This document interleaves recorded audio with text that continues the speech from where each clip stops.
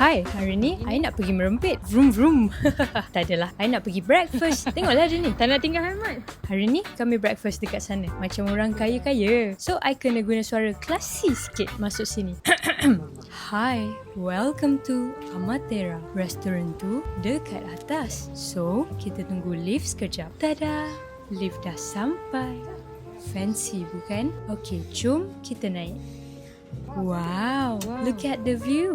So mesmerizing. And finally, sampai pun. Jom kita duduk dulu dan pilih apa yang kita nak makan. Dan apa yang I makan pun, I dah tak ingat dah. Member sebelah ni suka betul egg Benedict. By the way, I kepoci. Tengok sikit toilet dia macam mana. Oh, macam ni. Oh, elah. Apa-apa pun, thank you Mr. Beast, belanja makan.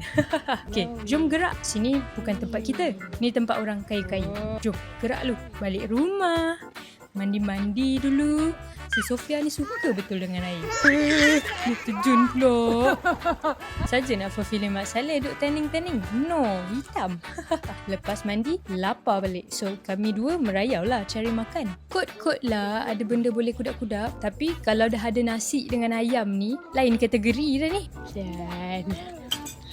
Kesian. Lepas tu kami pergi stall semalam lagi. Order goreng-goreng. Sambil-sambil tu kami jalan-jalan lah. Nak pergi beli ice cream first. Kami siapa ni? Tada! Ni I punya ice cream. Lepas tu singgah beli es teler jap. I personally tak minat rasa dia.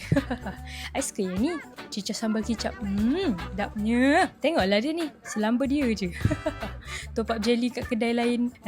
Yang budak-budak ni pula stok TikTok I depan-depan. Malulah kitanya. Masa ni orang-orang kat sini tengah busy buat ketupat. Sebab esoknya nak celebrate lebaran ketupat. Bentuk dia lain dari kita punya. Panjang-panjang.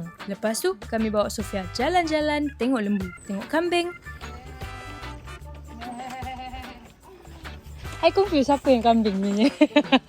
Lepas tu balik kejap. Panjang lagi nak cerita. Nantilah I sambung. Bye.